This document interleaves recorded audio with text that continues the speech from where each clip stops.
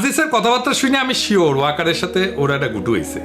সার্জিস একটা কথা কইতো মারে ছোট ভাই মনে কইরা, আমাদের টাইমে এরশাদের বিরুদ্ধে আন্দোলন করতেছি তখন ডাকসুর জিএস ছিল জিয়াউদ্দিন বাবলু, দারুণ বক্তৃতা দিত, বাসদ ছাত্রলীগ করেছিল, খুব স্মার্ট পোলা ছিল, তোমার মতোই বক্তৃতা দিত, সুন্দর করে কথা কইতো আর কি।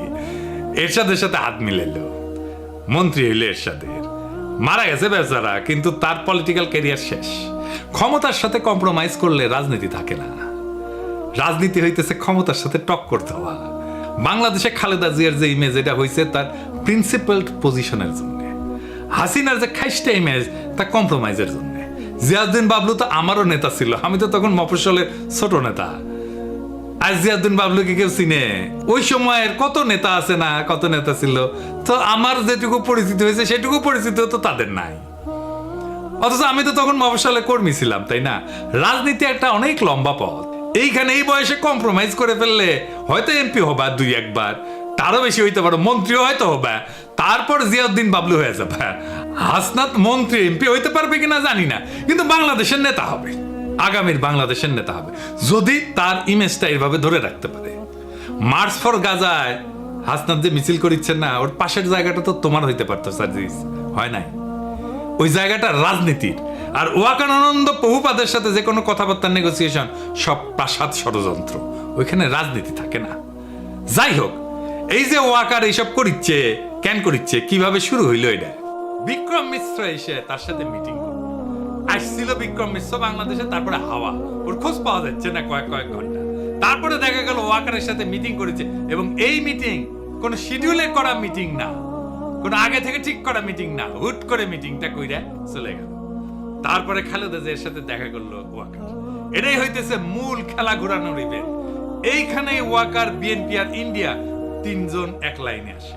ওয়াকার হইয়া ওঠে বাংলাদেশে ইন্ডিয়ার পিভট, মানে সাইকেলের চাকা দেখেছেন না তো, সাইকেলের চাকা স্পোক গুলা যে লেগে থাকে যে মাঝখানে ওই যে ইয়ের কাছে, ওই গোল ইয়ের কাছে, ওটাই হইতেছে পিভট, বুঝছাও? তো বিএনপি তো এইটা পিভট হয়ে উঠছে ওয়াকার। বিএনপি ৭২-এর সংবিধান, মুক্তিযুদ্ধের চেতনার, অসাম্প্রদায়িকতার, আওয়ামী লীগ ন্যারেটিভ গুলো বলতে শুরু করছে না তারপর থেকে। তারপরে ওয়াকারের পৌরুষ জেগে ওঠে, সে হারকুলিস হইতেছে, রাওয়া ক্লাবে আঙ্গুল উঁচায় দাবরানি দেওয়ার চেষ্টা করে। ওই দাবরানি আমি একা দাঁড়ায় চ্যালেঞ্জ করেছিলাম, আমি বলেছিলাম ওই আঙ্গুল আমরা চিনি, নামায় কথা বলো ওয়াকার। তারপরে তো হাসনাতের ঘটনা ঘটলো, আমরা যখন পাল্টা দাবরানি দিলাম তখন তারেক রহমান ওয়াকারের পিছে দাঁড়াইলো, বলল সেনাবাহিনীকে বিতর্কিত করার চেষ্টা হচ্ছে। ওয়াকার কি সেনাবাহিনী নাকি একজন ব্যক্তি? তারেক রহমানের ওয়াকারকে কেন সেভ করতে নামতে হইল? ওয়াকার তো নিজেই বিতর্কিত কাজ করতেছে, একটা দুইটা না, অসংখ্য। বিক্রম মিশ্র হাওয়া হয়ে গেল কয়েক ঘন্টার জন্য, তারপরে জানা গেল ওয়াকারের সাথে মিটিং। একটা রেসপন্সিবল রাজনৈতিক দল হিসেবে তো তারেক রহমানের ওয়াকারকে প্রশ্ন করা উচিত ছিল, বিক্রম মিশ্রের সাথে কি আলাপ, কি কথা তাহার শোনে।